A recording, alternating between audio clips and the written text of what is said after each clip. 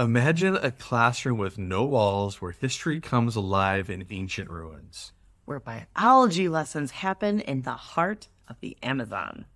And where math is used to calculate the height of the Eiffel Tower in person. What if we told you this isn't just imagination, but a real way of learning that thousands of families are embracing right now? We just want to travel the world, the world, the world, travel the world. Welcome to the world of roadschooling, where the journey is the lesson. I'm David. And I'm Brodi. And in this episode of the Our Offbeat Life podcast, we're going on an educational adventure that might just change the way you think about learning forever. Buckle up, because class is in session and the open road is our classroom. So now, before we jump in, make sure to hit that subscribe button and ring the notification bell so you will never miss an episode of the Our Offbeat Life. Trust me, you won't want to miss out on any of the exciting content we've got coming up. All right, so let's get into it. What exactly is roadschooling? Well, imagine taking the best parts of homeschooling and mashing them up with the excitement of world travel and road trips. That's roadschooling in a nutshell. It's all about blending traditional homeschooling methods with hands-on experiential learning opportunities. So instead of being cooped up in a classroom all day, roadschoolers take their education on the road, turning everyday travel destinations into a living, breathing lesson. But here's the kicker. Road schooling isn't just about changing your location. It's about shifting your entire mindset about what education can be. It's recognizing that learning doesn't just happen within four walls. It can happen anywhere and everywhere. Now, I know what some of you might be thinking. This sounds great in theory, Brodi, but does it actually work? Yes, it does. We have spent almost 3 years doing it ourselves. So let's break it down for you. First things first, road schooling starts with a bit of planning. Families may select education materials like textbooks, online resources, and learning apps that are portable and adaptable to their travel lifestyle. Or they may plan on creating unit studies around the places they'll drive to, or they may even plan to unschool as they go. But that's just the beginning. The real magic happens when you hit that open road. Suddenly the world becomes your classroom. Every museum, national park, cultural festival, it's an opportunity for a hands-on field trip. Kids can attend workshops, participate in local activities, and soak up knowledge just from their surroundings. Our son has done all of those. One of the beautiful things about road schooling is its flexibility. Although some families may plan to follow a rigid curriculum, you don't have to. Nope. Families can adapt learning approaches to their children's interest and pace. If you want, you can spend an extra week diving into the history of a particular region. Just go for it. Feel like taking a spontaneous detour to check out a cool science exhibit? No problem. That's how we ended up at the Hands-On Discovery Center in Gray, Tennessee for Nikola Tesla Day when we were road schooling across the eastern U.S. We didn't even know it was Nikola Tesla Day until we got there, and it was amazing. Yeah. Yes, and when it comes to structure, road schooling families have different kinds of options. Some might follow a more traditional structured approach with set lessons and assignments. Others might embrace an unstructured, child-led unschooling style, allowing their kids to dictate the learning based on their natural curiosities. So, before we dive deeper into this interesting topic, we have some exciting news to share with you about how you can support this podcast and our YouTube channel. So thanks for listening so far. We hope you're enjoying our deep dive into road schooling. We love creating content like this for you, and we've got an exciting way for you to support our channel. That's right. We have a cool merch store with some awesome items that we've designed just for family travelers and adventurers. Shopping our merch store is a great way to directly support our channel. We love designing this stuff for you all. So thank you for supporting us. You can find links to our merch store in the description below. And here's the best part. The more support we get, the more awesome merch we can create in the future. So go ahead, check out our store, and wear your Offbeat Life pride. Now, let's get back to our discussion on some awesome benefits of road schooling. All right, so first off, it offers unmatched immersive learning experiences. Instead of just reading about different cultures and textbooks, your kids get to experience them firsthand through travel. Talk about bringing lessons to life. A great example of this comes to mind for my own childhood. When I was about 10 or so, my family moved from the west coast of the USA to the east coast, and we drove to our new home. You know, we had to get all of our possessions there. So we took our time, though. Now I'm in my 40s, and I still remember all the amazing places we went to on this road trip. In a lot of ways, my parents treated it like an educational experience as we moved, because we stopped at places along the way like Kansas, where we got to learn about things like tornadoes. We even drove through many Civil War battlefield memorials where my sister and I, we could touch and see the canyons. We could read about the history, that type of thing. This was especially memorable when we got to Gettysburg and Williamsburg, and I even saw folk characters reenacting or acting as if they were still in the period, and this really stuck to me and gave me a love for history. Is that where you started your love of Renaissance festivals? It actually might have been. So that is a video for another day.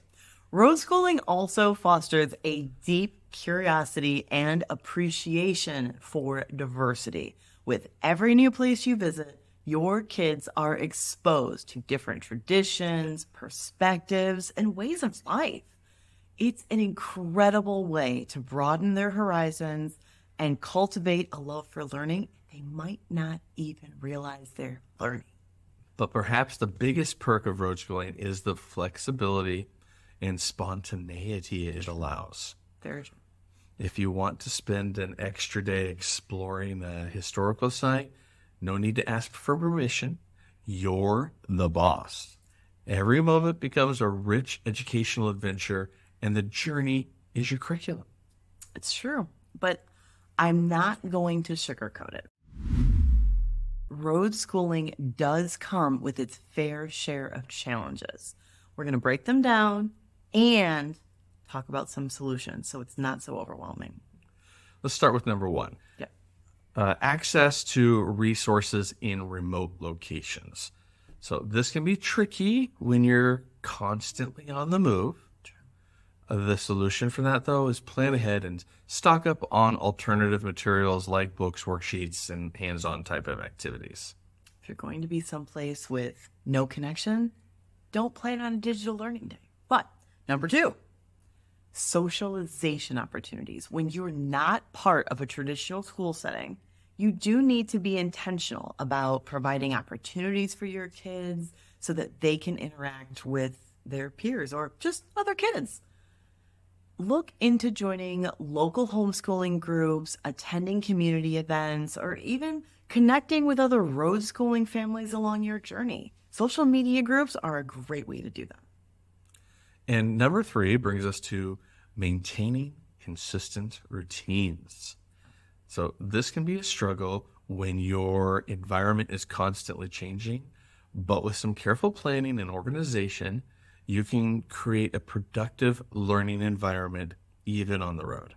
Our son likes to pull out our Seek app at rest stops and take a few minutes looking for new plant and animal life.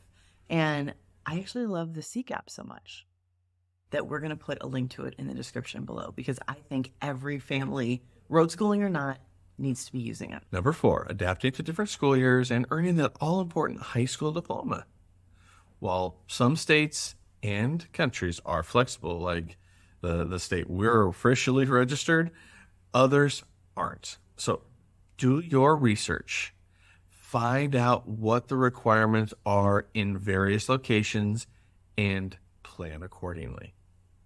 Number 5, lack of familiarity and structure. So this can be unsettling for some kids. That's why it's so important to provide stability and support for them, ensuring they feel safe and secure even as their surroundings shift.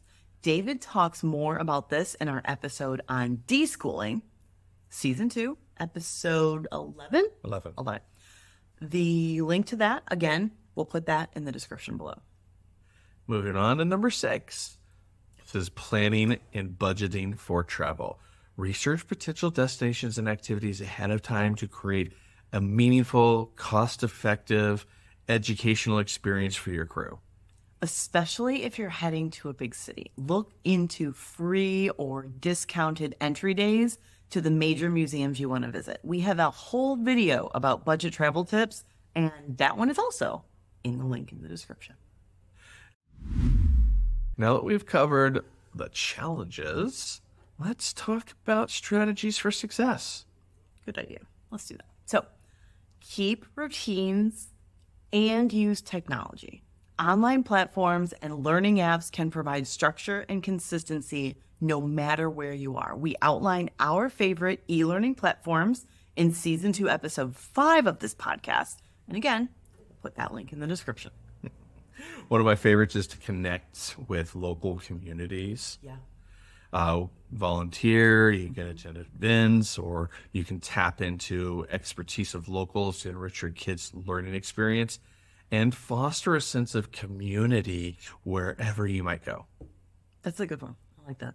But also balance bookwork and adventure studies. Yes, you may want to set aside dedicated learning time for assignments and lessons, but leave room for that spontaneous exploration and hands-on activities based on your travel destinations. If you struggle with this balance, our next tip will really help. So last but not least, create a thematic unit based on your destinations. This is also known as unit studies to us teachers out there. Consider developing projects that are centered around the places you're visiting. For example, if you're driving to Yellowstone National Park, your unit study could involve talking to park rangers about park safety, health class, keeping a list of different animals you find, biology, researching the Native Americans who do or used to live in the area, history, and hiking through the park itself, gym class. That's all in one day? Probably a little too much. You might want to space it out. That reminds me of when we went to Machu Picchu, and I've mentioned this on the podcast plenty of times, but to those of you that are new, we ended up doing an amazing trip, but the guide that we hired brought along a pamphlet. Our son got to find all the animals, which was the biology. He got to go look at how sound waves bounced off of some of the things that were in there. He got to look at, obviously, the hiking itself. So we had that gym class. And, of course, it's Machu Picchu, so ancient. Of course, it's history. So, again, this is the type of thing that we love when we're traveling. And you can do this with any subject you want or need to cover. That's true. Studying the history and culture of a region can make your travels even more meaningful and engaging for your little learners. Now, let me paint a picture for you of what road schooling can look like in action. I know David just mentioned one example, but imagine a family traveling full-time for 5 years with school-age kids. Their curriculum fits in a backpack, and with an internet connection, they can create a classroom anywhere. So their kids might learn math, language arts, science, and more, but not just from textbooks. They're exploring the world as they go. Every new city, every historical site, every cultural experience becomes a hands-on lesson It's a blend of adventure and academics, proving that education isn't limited to four walls. It's true. I mean, when we finally got down to Ushuaia, Argentina, one of our road schooling days was eating king crab in Ushuaia and having a whole food eating experience. And we were with another road schooling family, and all of our kids actually ate the crab. I was shocked. But I mean, that's just one example. Road schooling can take on many forms. Maybe you'll connect with a family who tailors their travels to their kids' evolving interests. Like, we met up with some great friends who did just that. Spontaneously, you could change course and dive deeper into a particular subject. Again, flexibility. Exactly. Or perhaps you'll meet parents who embrace a more relaxed, unstructured, unschooling approach. Maybe us. We've met folks that are even more relaxed than us. It's a spectrum, and it's okay. It all works out. Exactly. I mean, you can let your children explore natural curiosities. You can guide their learning through many, many different facets of your journey. It's true. The possibilities are endless, and that's what makes road schooling so darn exciting. So now I know that we've covered a lot of ground today. But if you're eager to learn more about road schooling, don't worry, we've got you covered. Be sure to check out some of the fantastic online resources and communities dedicated to this unique lifestyle of education. Yep. Like I said, we've included links to some great websites and blogs in the description below. And speaking of personal experiences, I know I've mentioned it a couple times, but we have spent 3 months driving the eastern U.S. while road schooling, and 2.5+ years driving the Pan American Highway from the U.S. to the southern tip of South America, Ushuaia, Argentina, and back, all while road schooling our son. It was an incredible journey, and we learned so much along the way, not just about how to do road schooling, but just in general, living our daily lives. Road schooling isn't just for kids. It's a family activity. We learned a lot too, which was really cool. Yes, we definitely did. And if you want to hear more about our experiences or those of other road schooling families, be sure to check out Season 1, Episode 9, and Season 1, Episode 11 of this podcast. In Episode 9, we talk about our Pan American journey, and Episode 11 showcases our interview with the amazing family Meet Around the World and their road schooling adventures. You'll find a link to those episodes in the description as well. The Meet Around the World episode is one of my favorites from Season 1, so definitely go back and watch that. You don't want to miss it. But for even more tips, you can also watch our video, 10 Road Schooling Tips for Families on the Go. It's packed with practical advice and insights from our own road schooling journey. And again, the link is in the description below. Before we wrap up, we want to hear from you. Have you tried road schooling? Are you thinking about giving it a shot? Drop a comment below and share your thoughts, questions, or experiences. Who knows? Your story might even inspire a future episode. So remember, the world is your classroom. Every day is a field trip, and the journey itself is the greatest teacher of all. So get out there, embrace the adventure, and never stop learning. Until next time, this is Brody and David from Our Offbeat Life, reminding you to keep it offbeat and keep exploring. Safe travels, everyone. Bye. Bye.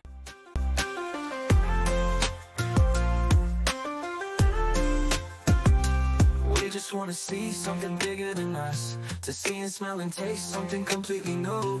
We just wanna travel the world.